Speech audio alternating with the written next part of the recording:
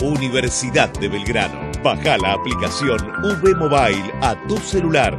Cultura, educación, conferencias, doble diploma. Elegí lo que te gusta.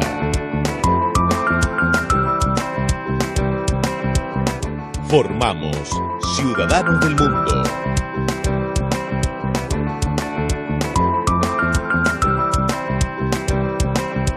Universidad de Belgrano.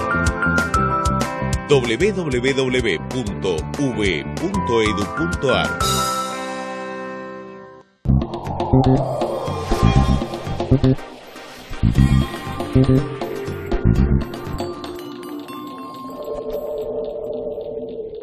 Hola, bienvenidos a Universidad Crítica, el programa creado y conducido habitualmente por el doctor Avelino Porto. Días de vértigo en Argentina y en el mundo, pero particularmente lo que ha ocurrido con la rebelión policial aquí en Buenos Aires, en la provincia de Buenos Aires, una rebelión policial que más allá del reclamo, más allá de la justicia del reclamo, excedió determinados límites, como por ejemplo desafiar a la autoridad presidencial, más allá inclusive del color que tenga el gobierno de turno. Ese es uno de los temas. Tras cartón, la decisión del gobierno de Alberto Fernández de quitarle fondos a la ciudad de Buenos Aires. Y esto, evidentemente, también crea otro foco de conflicto, en este caso entre dos partidos, pero también entre una jurisdicción, que es la ciudad de Buenos Aires, y el Estado Nacional. ¿Hasta qué punto es constitucional que por un decreto de necesidad de urgencia se le quiten fondos a una provincia, en este caso a la ciudad autónoma de Buenos Aires? Y mientras tanto, la pandemia. Y mientras tanto, la economía. ¿Qué pasa con la construcción? Es uno de los sectores más golpeados por la pandemia, por la cuarentena, en realidad. Y mientras tanto, también vamos a hablar del mundo, cómo se está manejando esto en el mundo y qué papel cumplen, sobre todo, los organismos internacionales. Todo esto luego de los siguientes títulos.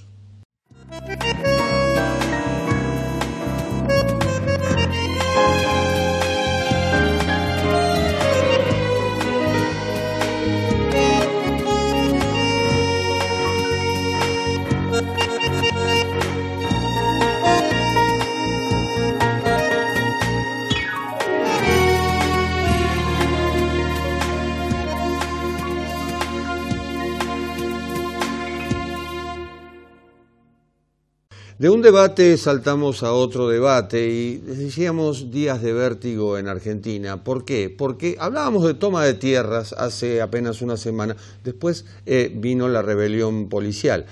Sobre la marcha, la decisión del gobierno de Alberto Fernández de quitarle fondos a la ciudad de Buenos Aires. Y mientras tanto, seguimos con los temas anteriores, es decir, seguimos con la reforma judicial y otros temas más, por supuesto, de los que vamos a hablar con el doctor Alfredo Vítolo, que es presidente de FORES, que es el Foro de Estudios sobre la Administración de Justicia, y es profesor de Derecho Constitucional y Derechos Humanos de la Facultad de Derecho de la Universidad de Buenos Aires. Doctor Vítolo, ¿cómo le va?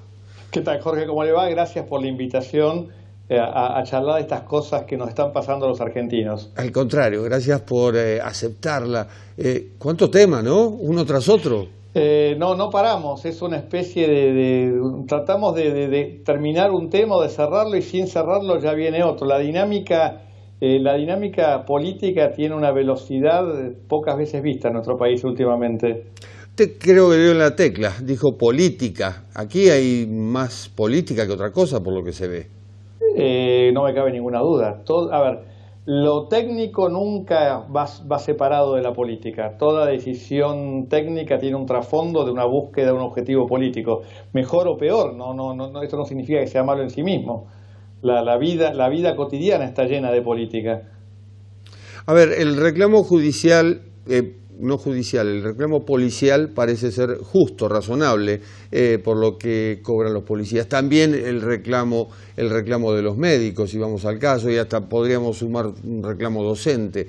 Pero la forma, el método, desde el punto de vista político, me parece que es fallido. No, yo creo que el método es fallido. Lo que pasa es que en la Argentina estamos acostumbrados a que este sea el método de reclamo. O sea, somos muy poco institucionalistas. Yo creo que el método es errado, pero es errado para los policías, en donde es adicionalmente grave porque son los custodios de nuestra seguridad y andan con armas todo el día. Pero es fallido también para otro tipo de actividades, ¿no?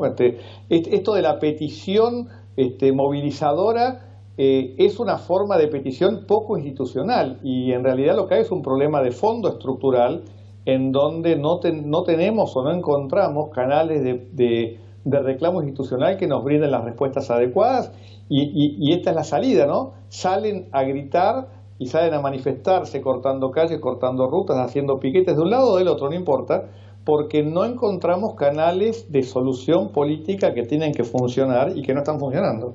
¿Existe la autoridad en Argentina?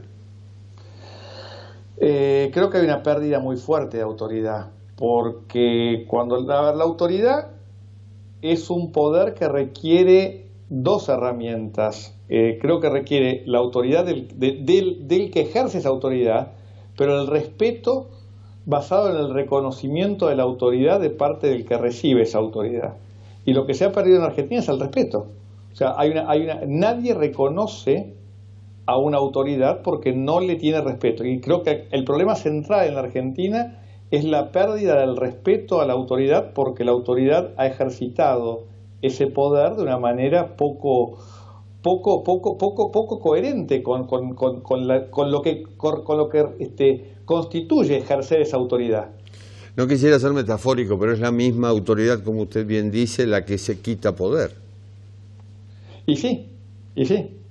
A ver, esto, por ejemplo, voy a un escenario muy sencillo. El ministro Berni en su no puede estar desaparecido hace 48 horas. O sea, un elemento de autoridad significa dar la cara y negociar, resolver, tomar decisiones. Y hace 48 horas que no sabemos dónde está. O sea, este es un elemento, o 72 horas, es un elemento preocupante de la falta de autoridad. O escudarme para responder atrás de una pantalla. Estos son elementos que cuestionan casualmente la autoridad. Insisto, esto no justifica de ninguna manera la acción descomedida, ir a rodear la Quinta de Olivos, pero es un tema que tiene una connotación mucho más compleja que la situación de la policía en este momento. Es un problema de desintegración social importante.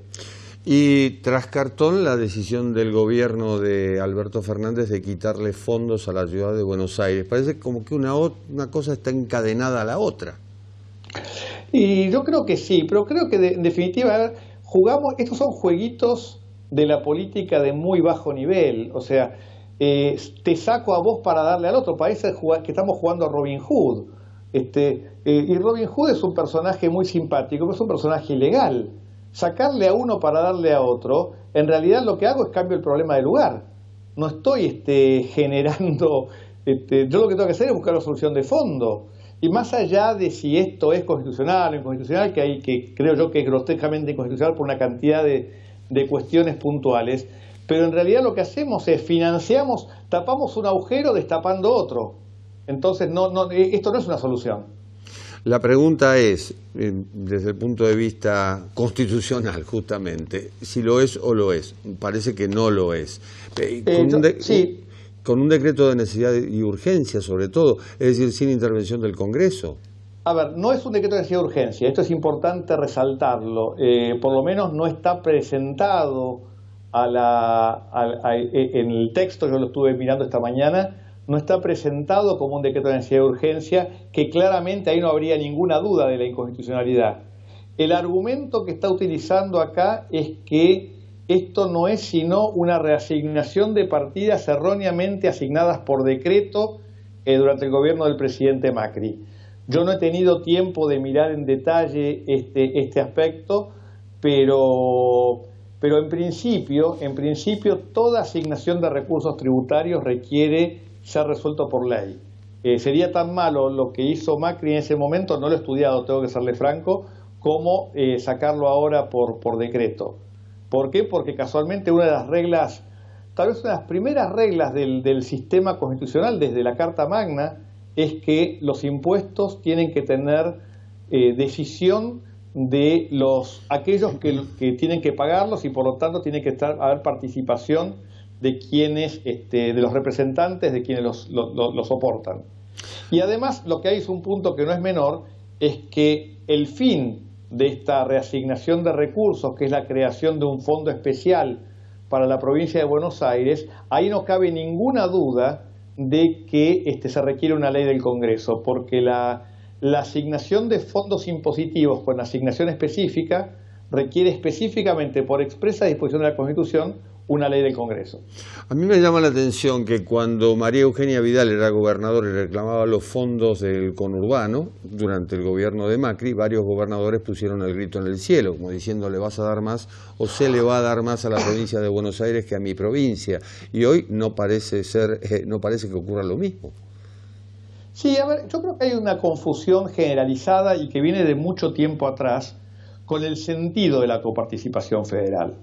Porque la coparticipación federal apunta, y así lo estableció claramente el constituyente del 94, a un esquema solidario de reparto, en donde la nación no es solamente la que recauda y con eso libera del trabajo de recaudar a las provincias y reparte, sino que el reparto no va a estar en función de cuántos habitantes de cada provincia aportaron a ese fondo, sino con un criterio solidario de buscar niveles de desarrollo equilibrado. Eso lo dice específicamente la Constitución.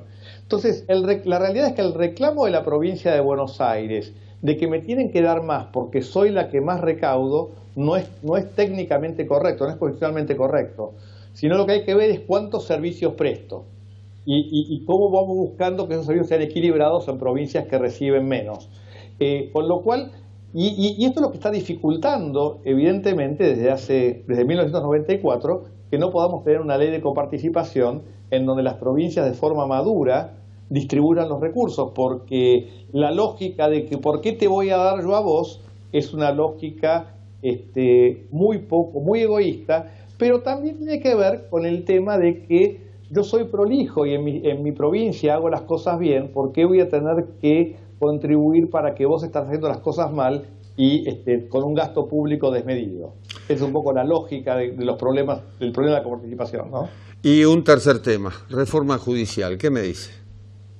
Reforma judicial. Desde Fores, en el año 2014, presentamos a los 3 candidatos que fueron luego a elecciones en el 2015, un trabajo participativo, desarrollado de reforma judicial, que se llamó la Agenda Anotada para la Justicia Argentina 2015-2020. Me acuerdo que mi antecesor en Fores, el doctor Diego Bunge, estuvo en este programa hablando de ese tema hace ya 5 años. Y ese proyecto en alguna medida planteaba la necesidad de una reforma integral de muchos aspectos de la justicia, algunos de los cuales tomó el presidente Macri a través del proyecto Justicia 2020, otros no. La reforma judicial es necesaria, pero la reforma judicial es necesaria partiendo de datos concretos y empíricos que justifiquen una modificación. Lamentablemente el proyecto que tiene media sanción del Senado no está basado en datos empíricos, tiene que tener una lógica dentro de una estructura y como han señalado todos los que pasaron de un sentido político o de otro por el Senado exponiendo desde visiones técnicas, marcaron claramente que este proyecto no está basado en una idea real de modernización de justicia que atrasa, dijo uno de los expositores, porque no tiene en cuenta la real estructuración del modelo acusatorio, que es el modelo que se plantea como funcionamiento de la justicia penal, y que simplemente termina siendo un esquema de creación de una cantidad enorme de nuevos juzgados, sin una justificación empírica técnica que diga por qué hace falta colocar un juzgado en este lugar y por qué no en tal otro lugar. A último momento se incorporaron cámaras de apelaciones en casi todas las provincias con el argumento de que pobres los abogados que van a tener que ir a litigar a otra provincia. Pensemos para que simplemente los que nos están escuchando tengan en cuenta esto. En Estados Unidos, que tiene 10 veces la población de la República Argentina, hay solamente 13 cámaras federales de apelaciones. Nosotros queremos tener una por provincia como mínimo, y en algunas provincias más de una y hasta 10 o 12, como en la provincia de Buenos Aires. No hay una lógica empírica que justifique este elemento en una sociedad que además es menos litigiosa que la norteamericana, lo cual también es un tema particular. Además, no estamos haciendo modificación de procedimientos, estamos hablando de que estamos yendo hacia una justicia que en gran medida va a automatizarse en los procesos, en que los procesos van a pasar por la tecnología, por el uso de las videoconferencias, de las videollamadas, del expediente electrónico, y nosotros seguimos multiplicando estructuras basadas en lógicas del siglo XIX. O sea, nada de esto está previsto en el proyecto de reforma que se presenta, más allá de cualquier discusión de intencionalidades políticas que pueden existir o no, pero no vienen al caso. Más allá de eso, no está brindando una respuesta real y concreta a los procesos. No hay reducción de plazos, no hay procedimientos más atractivos para que el individuo, para que el ciudadano tenga acceso rápido a la justicia. Pensemos que un expediente normal no dura nunca menos de 4, 5, 6 años en tribunales. Y los expedientes penales duran 10, 12, 15 años. La semana pasada estábamos viendo el escándalo de lo de Lázaro Báez. Y la realidad es que el escándalo de Lázaro Báez tiene como una de las principales razones que hace 5 años que esta persona está presa sin juicio. Aunque sea culpable, no lo hemos podido condenar. Este es el problema. O sea, hay un problema estructural de fondo. No es lógico que una persona esté en proceso 4, 5, 6, 10 años, sea o no culpable, no importa. Si es culpable, condenémoslo, que cumpla la pena y se acabó la historia. Si tiene que estar 25 años en la cárcel, preso, por una condena, tendrá que ser eso, pero condenémoslo. Terminemos los procesos. Este es el problema. No tenemos procesos justos, ni rápidos, ni ágiles. Y esto es lo que hay que atacar, y la reforma judicial esto no lo toca para nada. ¿Hay un abuso de las prisiones preventivas? Indudablemente. La prisión preventiva yo creo que es y voy desde los crímenes de lesa humanidad hasta los crímenes mediáticos de cualquier tipo, vale para todo. La prisión preventiva la usamos en Argentina como un aquietador de conciencias sociales. Ya lo tengo preso, ya está, ya cumplí con el objetivo. La sociedad me requería que estuvieran presos, que estén presos, listo. Ya no tengo ningún incentivo para fallar rápido, para dictar sentencia rápido, porque ya me saqué el problema de encima. O sea, es un problema para los jueces, es una tranquilidad para los jueces que no se ven presionados a fallar, y además acalla la conciencia social, porque en definitiva ya está dentro, ya no me preocupa si es culpable o inocente, la sociedad ya lo condenó, o la sociedad lo absolvió, pues tiene que estar libre. Este es el problema. Si tuviéramos procesos ágiles, no tendríamos estos problemas, porque sabríamos si la vicepresidenta es culpable o inocente, sabríamos si Amado Vudú tiene su condena confirmada, sabríamos si Lázaro Báez es o no culpable y tiene que cumplir la condena. Pero como no lo sabemos, aunque podamos tener enormes presunciones, podamos tener cientos de pruebas dando vueltas y en la televisión, todavía no ha sido condenado. Este es el problema. Insisto, es un problema estructural. No veo que haya un interés real de modificar la justicia para lograr justicias rápidas cumpliendo las reglas del debido proceso en todo sentido. Ni que los delincuentes entren por una puerta y salgan por la otra, ni tampoco que nos ensañemos con nadie. Un sistema de justicia que funcione. Doctor Víctor, usted descartaba la intencionalidad política, o mejor dicho, existe, pero no quiso meterse en el tema. Ahora, termina... No la descarto, no la toco, digo que no la considero para este análisis. Pero termina habiendo un boomerang político. Bueno, es que el otro problema es, el constituyente, cuando diseñó la Constitución, no estableció al Poder Judicial como un sistema cuya modificación requiriese mayorías especiales. Tal vez esto fue un error, lo hizo, yo estoy convencido, en la idea de que las necesidades de la justicia podían ser cambiantes con el tiempo y requerir modificaciones, pero lo que es claro es que la justicia no puede quedar sospechada en ningún escenario de ser una decisión, o la estructuración de la justicia ser una decisión de una mayoría circunstancial. Una mayoría circunstancial que hoy, entonces, esta es mi justicia, la semana que viene es tu justicia, el próximo gobierno va a ser su justicia. Es interesante, en Argentina uno piensa en el Poder Judicial y en las Cortes y habla de la Corte de Alfonsín, de la Corte de Menem, de la Corte de Macri. La Corte no debería ser ni de Alfonsín, ni de Menem, ni de Macri, ni de Kirchner. La Corte debería ser la Corte del presidente de la Corte. Y podemos así, en una época hablábamos, decíamos la Corte de Bermejo, la Corte, pero no, hablar hoy de la Corte es la Corte de nuestro gobierno. Y cada gobierno que llega al poder busca las herramientas necesarias, sea vía ampliación, sea vía buscar la renuncia, de conseguir aquellos votos que me den mi corte. Y este es tal vez otro de los grandes problemas que tenemos en la Argentina. Jueces de la Corte que han entrado a la Corte y han salido de la Corte para ser ministros. O sea, son temas que no deberían ocurrir. Al revés, sí, yo no tengo ningún problema en que un político termine su carrera siendo juez. De hecho, esto pasa en todo el mundo y es muy común. Lo importante es que cuando falle conforme a derecho y no conforme a la voluntad política. Hemos tenido un caso paradigmático en nuestro país hace muchos años, que fue el de Figueroa Alcorta. Figueroa Alcorta fue el único argentino que fue cabeza de los tres poderes del Estado, porque fue vicepresidente de la Nación y por lo tanto presidió el Senado. Por fallecimiento del presidente Manuel Quintana, asumió la presidencia de la Nación y terminó su vida siendo presidente de la Corte Suprema.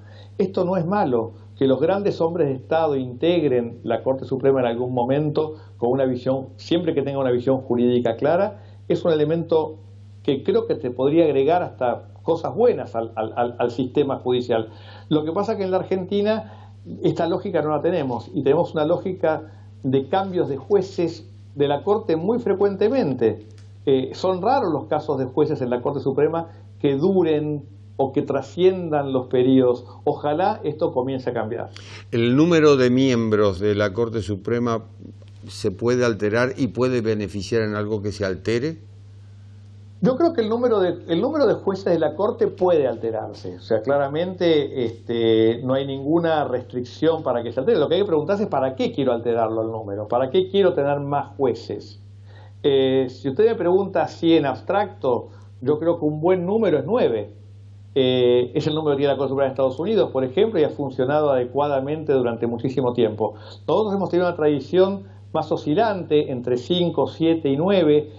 Hoy tenemos 5 y podríamos avanzar a 9 si pudiéramos acordar un sistema en donde no le demos al gobierno de turno la posibilidad de designar a los 4 faltantes, porque esto, tal vez el profesor Martino Llanarte hace poco en un trabajo que publicó proponía un sistema de aumento escalonado, en donde decía, bueno, este gobierno podrá nombrar 1 o 2 y el próximo podrá nombrar 1 o 2 para ir ampliando el número y llegar así al ideal de 9.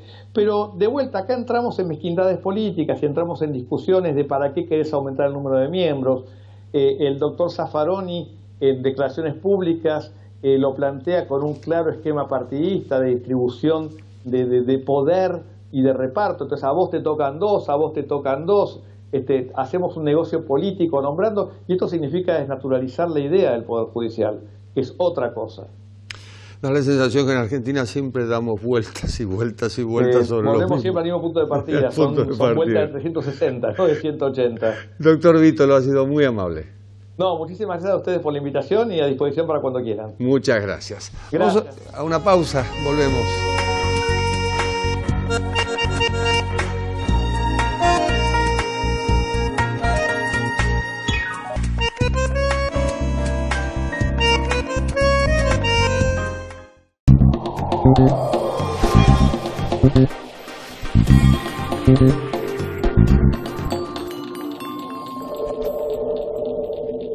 Universidad de Belgrano. Esta es nuestra vida universitaria. Trayectoria, credibilidad, prestigio.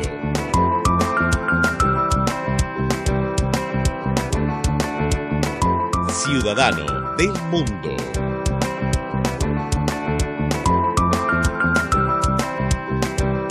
Universidad de Belgrano.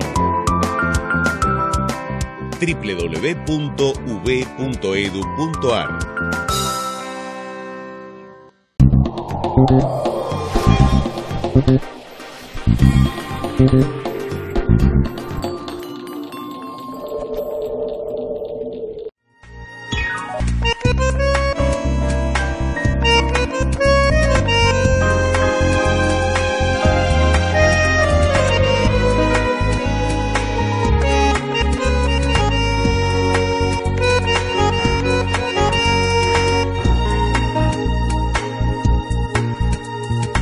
Desde que la Organización Mundial de la Salud declaró pandemia, esto que estamos padeciendo en todo el mundo, cada país utilizó su propia tabla de salvación, por no decir su modelo, inclusive para el conteo, tanto de víctimas, lamentablemente, como de aquellos que se contagiaron.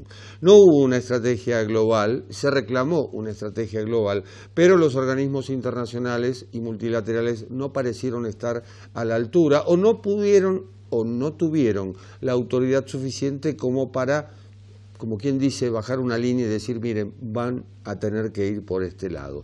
De ahí las diferencias entre los países, de ahí las diferencias entre los continentes, al margen de que la pandemia se haya declarado primero en uno y luego en otro.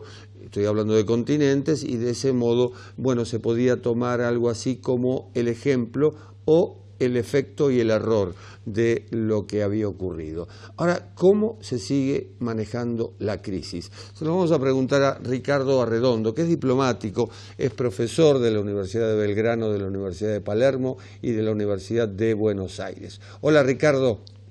Buenas noches, Jorge. Buenas noches a toda la audiencia.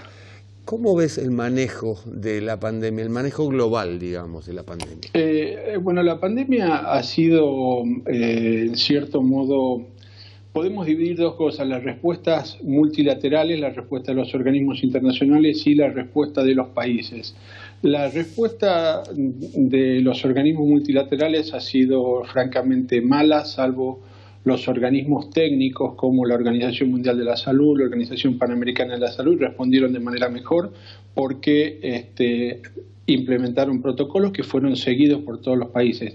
Pero las organizaciones que podríamos llamar políticas, las grandes organizaciones, las Naciones Unidas, la OEA, la Organización Mundial de Comercio, francamente respondieron muy mal o han estado directamente ausentes. En particular, Naciones Unidas es un caso claro de ausencia de respuesta por parte del Consejo de Seguridad que tardó 111 días en dar una respuesta a la crisis. ¿Por qué crees que no estuvo a la altura de las circunstancias? Básicamente el multilateralismo viene sufriendo una crisis desde hace muchos años y esta pandemia lo que ha hecho es exacerbar esa crisis y ha puesto en relieve justamente la falta de capacidad de la comunidad internacional para encontrar respuestas globales a problemas globales. Hablabas del Consejo de Seguridad. En el momento en que se declara la pandemia era China justamente quien presidía el Consejo de Seguridad. Y ahí tenemos 5 miembros que tienen poder de veto y que evidentemente ralentan cualquier decisión que pueda tomar Naciones Unidas. Sí, pero es correcto lo que vos decís, pero dividamos las cosas en el Consejo de Seguridad, la Asamblea y el Secretario General, que son los 3 principales órganos, sacando los otros 3 que en este caso no juegan un papel preponderante. En el caso del Consejo de Seguridad, obviamente se produjo ese bloqueo que vos mencionabas y que claramente se vio. También un poco la insistencia de Trump de llamarlo virus chino, de llamarlo Kung Flu. Flu en inglés significa gripe.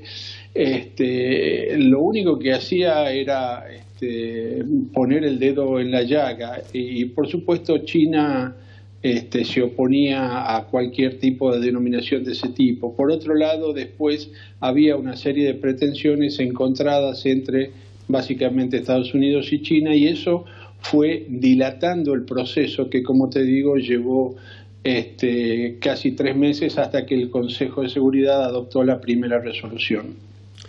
Si vemos la Asamblea General demoró algo así como 15 o 20 días en hacer un llamamiento Y el secretario general hizo un llamamiento más o menos rápido a una tregua para que los países pudieran hacerse cargo de la pandemia, pero podría haber utilizado, el secretario general tiene unas funciones que le da la Carta de Naciones Unidas, que en el artículo 99 le permite que convoque al Consejo de Seguridad para responder a situaciones que a su juicio requieran una atención prioritaria, y el secretario general también evitó usar esa facultad que le da la Carta. O sea que acá no es solo el Consejo de Seguridad, sino que el conjunto de la organización no ha funcionado adecuadamente.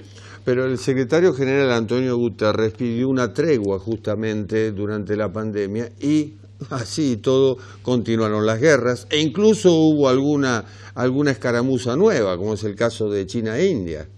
Exactamente, y además, si vos ves la resolución del Consejo de Seguridad, la resolución del Consejo de Seguridad prácticamente evita incluir, dice, hay una tregua en todos los conflictos, salvo aquellos en los que está interviniendo Estados Unidos o está interviniendo Rusia, ¿no? Es decir, básicamente está hablando de la situación en Siria, está hablando de situaciones complicadas y ahí justamente esos conflictos están excluidos de ese llamamiento a la tregua, ¿no? Un poco contradictorio, a mi juicio. Hablabas de las debilidades del multilateralismo. ¿Y qué me decís de la ausencia de liderazgos? Bueno, justamente una de las cosas que he puesto de manifiesto también esta pandemia es una clara ausencia de liderazgos. Estados Unidos se ha retirado del liderazgo con Trump, no es de ahora. Estados Unidos se ha retirado del orden multilateral. De hecho, hay un reconocido académico estadounidense, se llama Richard Haass, que es el presidente del Council on Foreign Relations de los Estados Unidos, que escribió un artículo donde hablaba de la diplomacia de la retirada.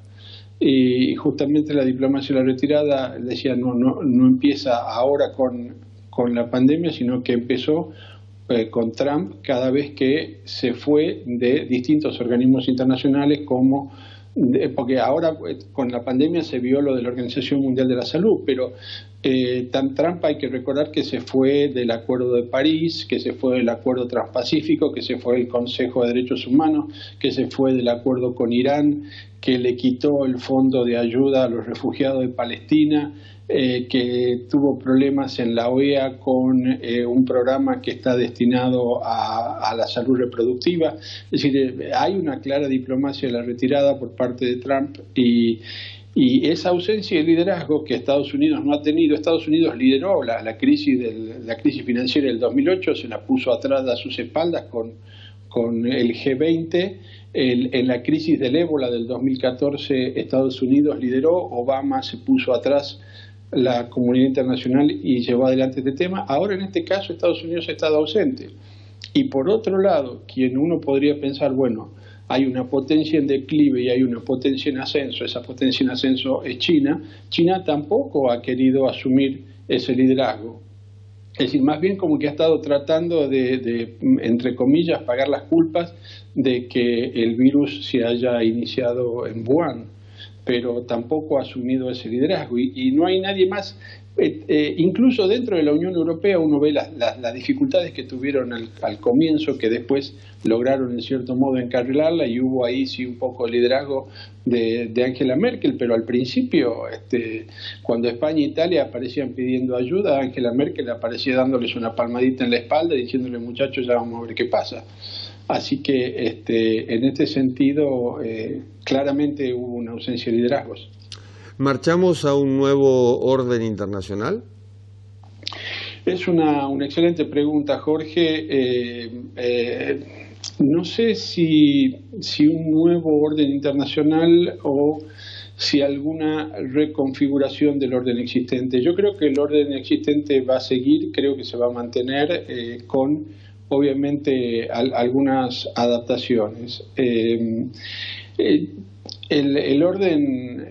El sistema capitalista, sea capitalismo de mercado en Occidente, capitalismo de Estado en China es un sistema que está para quedarse. Si bien hay un intento, la crisis ha puesto en manifiesto la dependencia que tenía el resto del mundo con China en cuanto a la producción de bienes, y hay algunos países que han intentado, Estados Unidos sobre todo, está tratando de hacer un desacople de su economía, de la economía china. En realidad esto tiene costos altísimos y hay un sistema que está hecho de tal manera de que el resto del mundo depende de esa producción de bienes de China, pero también China depende del resto del mundo. Es decir, no es que China puede cortarse solo, porque el día que el resto del mundo le deja de comprar a China, el modelo chino no va a poder subsistir. Así que yo creo que el sistema se va a mantener, que hay una profundización de algunas tendencias que van a hacer que haya algunos cambios, pero como dijo Michel Houellebecq al principio de la crisis, después de esta pandemia, el orden internacional probablemente no vaya a ser distinto, sino que vaya a ser peor. Así que habrá que ver cómo se puede trabajar esa rivalidad entre Estados Unidos y China, la potencia en declive, la potencia en ascenso, y cómo se configura. El sistema multilateral obviamente necesita de una urgente reforma, y hay que ver cómo se modifica eso para que pueda seguir funcionando de manera efectiva, porque lo que falló acá en esta crisis, lo que se puso de manifiesto fue la falta de efectividad del sistema multilateral para brindar respuestas eficaces cuando eran necesarias.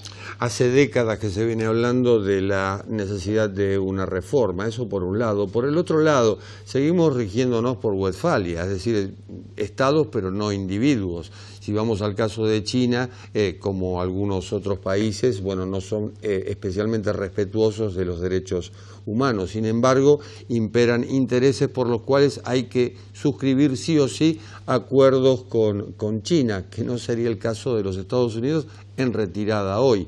Es decir, toda esta ensalada, digamos, compone un nuevo escenario, supongo yo. Sí, efectivamente es así como vos decís.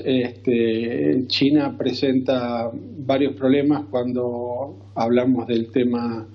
Lo que pasa es que es un modelo absolutamente distinto del modelo occidental. Entonces nosotros estamos acostumbrados a percibir el mundo como un modelo occidental de democracia, derechos humanos, lucha por la igualdad y la equiparación de los derechos. Y en China las cosas las ven de otro modo, las ven de un modo totalmente distinto. Entonces el problema es, a diferencia, esta mañana estaba en un seminario con un profesor chino que enseña en Dinamarca, que se llama Li Xing, y Li Xing hablaba de que, bueno, justamente que cuando hablamos en términos de poder blando, de soft power, y decía, bueno, a diferencia de Estados Unidos, que trata de, digamos, en cierto modo, de vender el soft power, de vender sus modelos, instituciones, procesos democráticos, como lo vimos en Medio Oriente cuando quiso implantar la democracia en Medio Oriente, que arrancó con Bush y bueno, después terminó fracasando ese proceso. China parece que no, ellos están convencidos que ellos no quieren hacer lo mismo, es decir, ellos no quieren imponer su propio modelo al exterior y si cada uno se maneje como pueda. De hecho hay una posición muy interesante que tuvo el primer ministro de Malasia cuando dijo en un momento: nosotros convivimos al lado de los chinos durante 200 años y está bien, teníamos que pagarle tributos, llevarles ofrendas al emperador y demás, pero nunca se metieron con nosotros. Si a Estados Unidos los dejamos que se metan acá, al segundo día van a intentar colonizarnos. Así que hay que ver, ¿no? Es decir, uno piensa, hay dos modos de ver a China, ¿no? Hay gente que romantiza la idea de China y hay gente que la demoniza. Y entonces hay que ver que yo creo que siempre entre el blanco y el negro hay una variedad de grises y hay que ver cómo los articulamos. Y en ese medio estamos nosotros, ¿no? Por esos grises, te iba a preguntar justamente, ¿transita Argentina? Yo creo que lo que mejor nos puede pasar es tratar de mantener un equilibrio.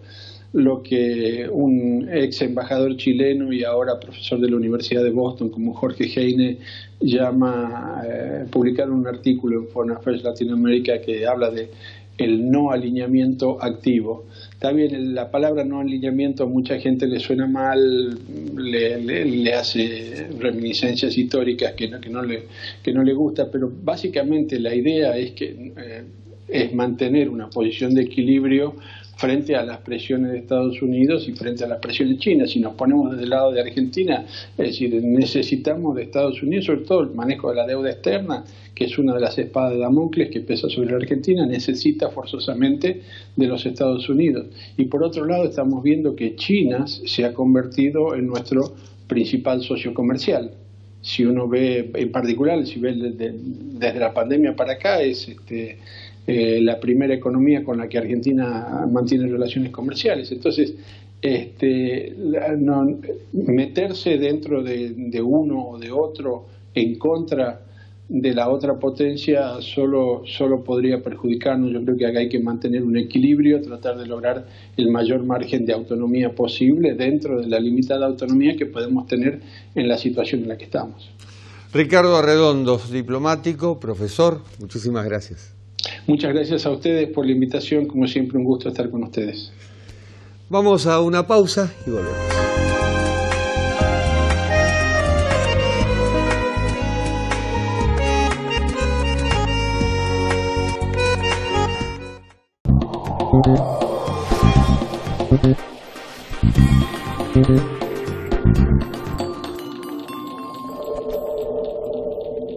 Universidad de Belgrano. Baja la aplicación V Mobile a tu celular.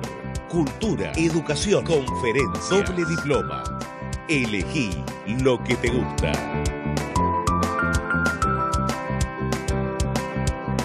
Formamos ciudadanos del mundo.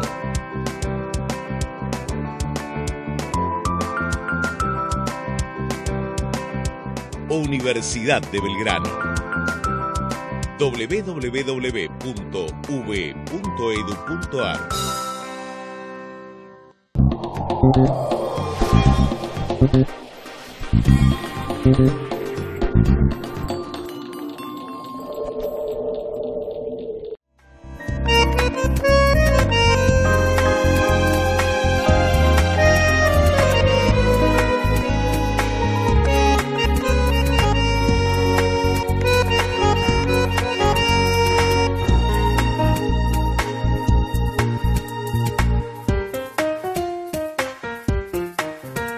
Mucho esqueleto se ve en la ciudad de Buenos Aires y en el Gran Buenos Aires. Hablamos particularmente de esqueletos de construcción.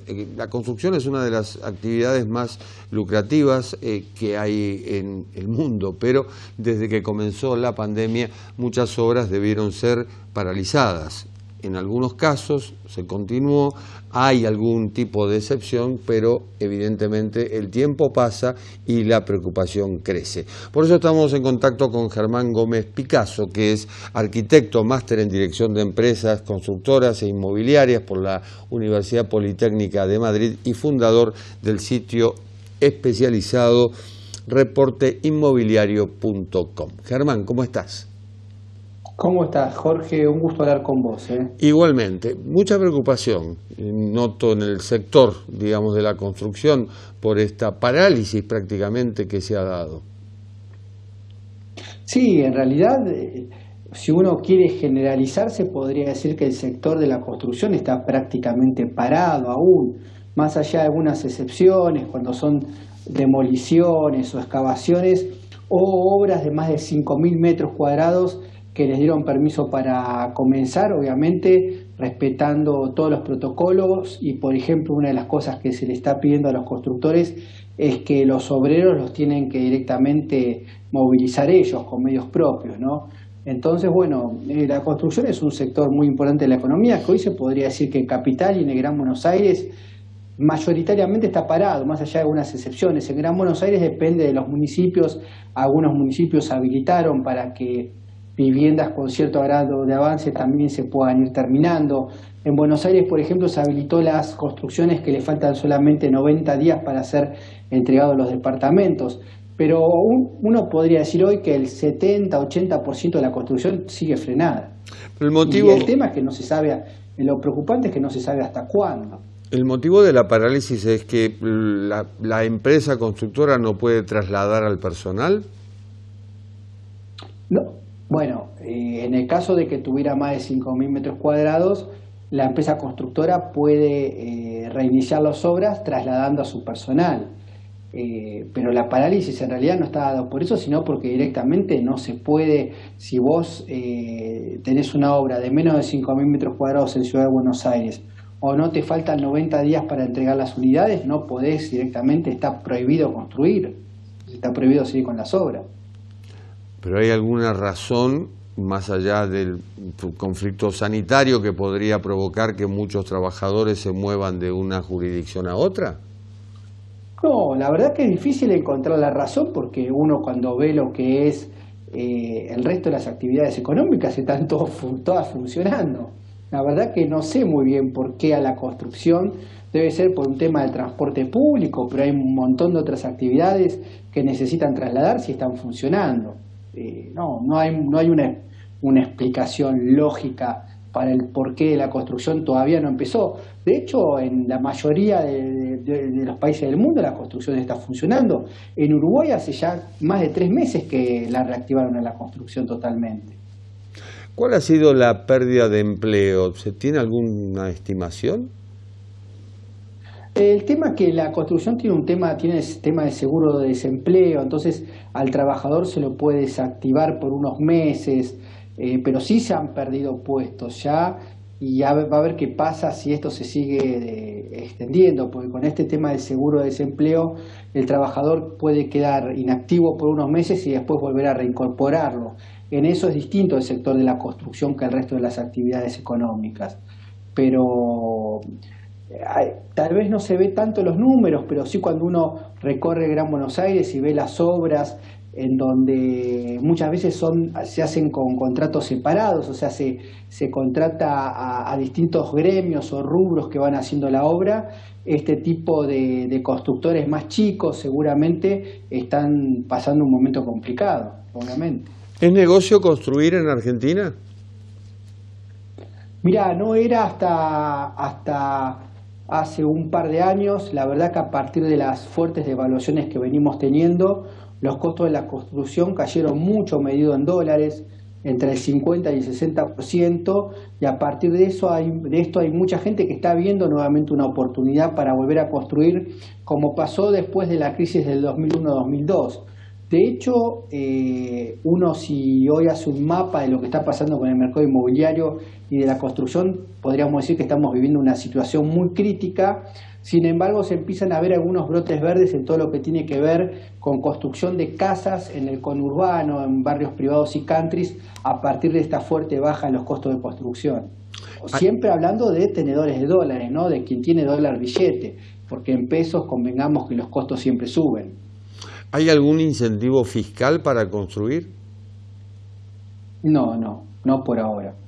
No. Incentivos fiscales no se han ofrecido nuevos incentivos que puedas decir, bueno, me lanzo a la... El incentivo que tiene la construcción es el bajo costo medido en dólares, que es histórico. De hecho, en términos reales es más bajo que el que tuvimos en 2001-2002.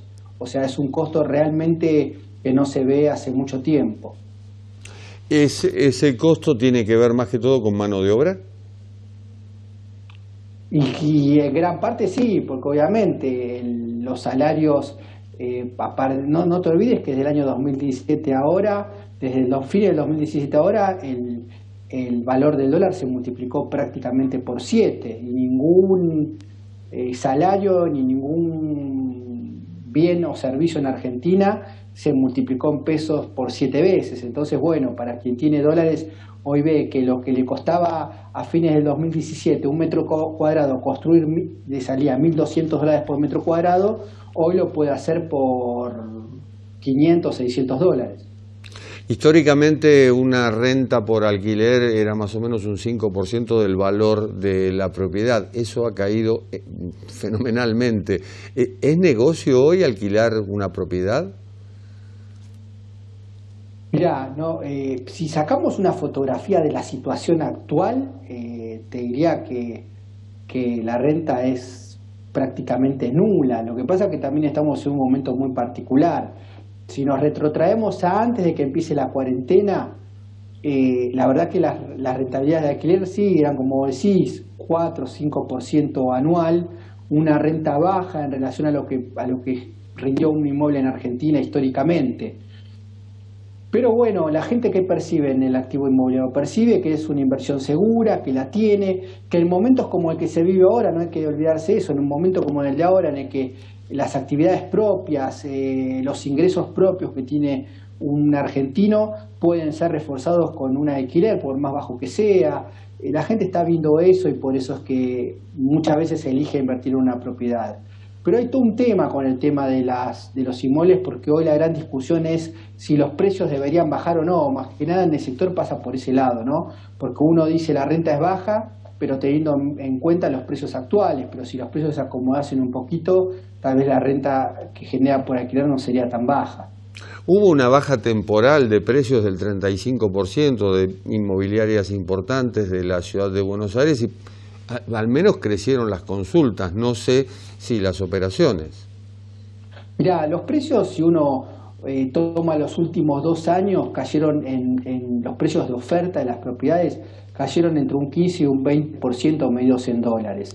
Ahora, la gran discusión es, ¿esta baja de precios que tuvo el mercado en los últimos 2 años alcanza? Muchos dicen que no, porque si vos hoy lo medís en términos de salarios, de posibilidad de toma de un crédito hipotecario, de baja en los costos de construcción medidos en dólares, o sea, hay muchos indicadores que te dicen que los precios deberían estar más bajos. Pero sin embargo, cuando uno analiza lo que pasa, no están bajando tanto. Y no están bajando tanto en una situación como la que vivimos hoy, en la que se juntaron todos los peores mix que puede tener el sector, cepo cambiario, cuarentena, o sea, estamos encerrados. Veníamos ya antes de la pandemia del peor momento en la cantidad de compraventas, o sea, ya no se vendían propiedades. Entonces, si con una situación como la actual los precios no bajan tanto, yo lo que me pregunto es, cuando esto se termine, se libere la cuarentena y la economía más o menos empieza a funcionar, ¿por qué van a bajar más? Es lo que realmente es difícil de responder eso. ¿Por qué en Argentina se transa en dólares? Más allá de que la primera propiedad fue en 1973, durante el gobierno de Perón, en Acasuso, se puso un aviso clasificado en dólares y a partir de ahí no podemos hacer una operación en pesos o en otra cosa que no sea dólares, mejor dicho. Sí, es difícil de responder. Esta pregunta nos las hacen bastante seguido. La verdad que muchas veces se intentó o se trató de especificar el mercado y la verdad que no se llegó a nada. El tema es cómo convencemos al propietario de que su propiedad la tiene que vender en pesos. Y yo creo que el propietario tiene razón en decir, no, la vendo en dólares o no la vendo muchas veces. Y el propietario quiere el día de la escritura los dólares, los billetes arriba de la mesa, si no, no se deshace el inmueble. Prefiere quedárselo. Y me parece que va a ser muy difícil torcer eso en Argentina. Me parece que para que eso pase tendríamos que tener una moneda mucho más fuerte, otra economía. Yo realmente dudo que nosotros, vos, Jorge, yo lo veamos eso. Pero justamente, parece un contrasentido, es decir, hablabas del cepo, no tenés posibilidad de comprar más de $200 por mes, y estamos hablando de propiedades que están arriba de 100.000, decime cómo llego. Bueno, por eso, antes de la pandemia y de la cuarentena, o sea, olvidémonos de lo que está viviendo ahora Argentina y la economía argentina. Antes, las cifras del sector inmobiliario eran las peores de la historia. Se vendía la menor cantidad de propiedades de toda la historia y eso no es una afirmación, lo dicen los números, las cifras, nunca se había vendido tampoco. A pesar de que se habían acomodado un poquito los precios, no se vendía. O sea, ahora tenemos que ver qué va a pasar con el mercado cuando salgamos de todo esto, ¿no? Porque si veníamos tan mal antes de la pandemia y de la cuarentena, uno podría suponer que cuando salgamos de esto no va a ser una situación fácil para el mercado inmobiliario. Más allá de este elemento, el único elemento positivo que uno puede ver hoy, que es la baja de los costos de construcción medidos en dólares. Es un país contradictorio porque por un lado te impiden adquirir esos dólares y por otro lado, si querés acceder a una propiedad, tenés que tener esos dólares. En fin, es una rueda que nunca termina y se llama Argentina. Germán, te agradezco muchísimo este ratito con nosotros. A vos, Jorge, gracias. Un placer. Y un placer ha sido haber estado con ustedes. Nos reencontramos en la próxima. Chao.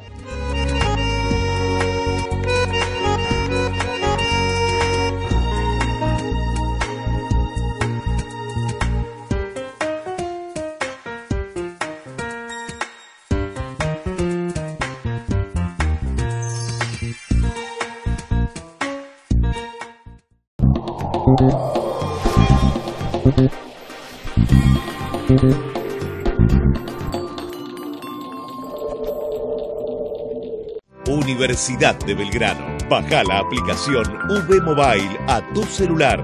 Cultura, educación, conferencias, doble diploma. Elegí lo que te gusta.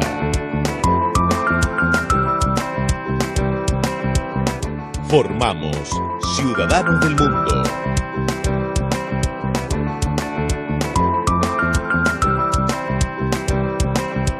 Universidad de Belgrano. www.uv.edu.ar